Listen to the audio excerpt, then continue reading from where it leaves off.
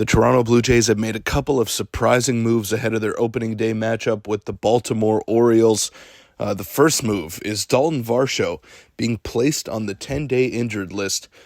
This is someone that we saw batting, DHing in spring training games, but he's not going to be in the lineup, at least for the first month or so of the season we're expecting. We thought that the Blue Jays would roll him out there to get some DH reps to hit, because his bat was essential in helping the Blue Jays get the best spring training record, but not to be. He is going to be on the injured list to open up the year.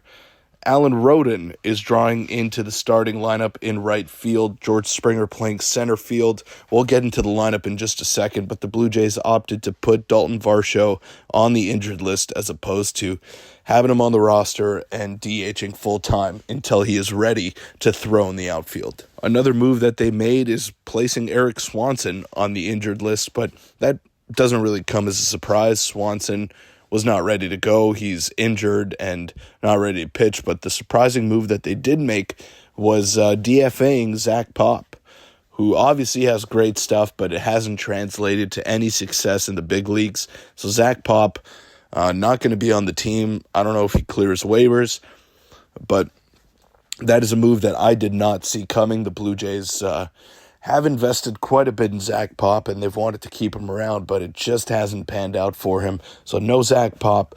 Nick Robertson has been released.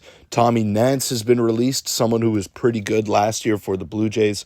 All of this is to make some room, so I don't know what direction they're going to head in. The bullpen seems to be a weakness, despite adding Jeff Hoffman, back into the lineup, and who are they going to get outs from in high leverage? You figure it's going to be Chad Green, it's going to be Jimmy Garcia, and it's going to be Jeff Hoffman. And apart from that, I don't really know if there's another option that the Blue Jays could turn to. Yariel Rodriguez struggled a lot with his control in spring training, but he's going to get some early looks because they just have no other choice. Now, on to the lineup. Alan Roden going to be making his major league debut. You got Will Wagner DHing, and George Springer playing center field instead of Dalton Varsho, of course, batting sixth. So Springer not in the cleanup spot. You don't have him leading off either. You have Bo Bichette leading off. And another surprise is Andres Jimenez batting cleanup. We saw it a lot in spring training.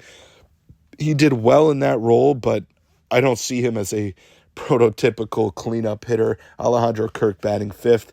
They want him behind Andres Jimenez just to not clog up the base pass. But some interesting lineup moves made by the Jays and some interesting roster moves as well. See how it all plays out. But opening day is set to get underway in just about 2 hours. Stay tuned on 3 Up, 3 Down for all of the latest news regarding the Blue Jays and the rest of Major League Baseball. Go Jays, enjoy opening day, and I'm really excited for this one.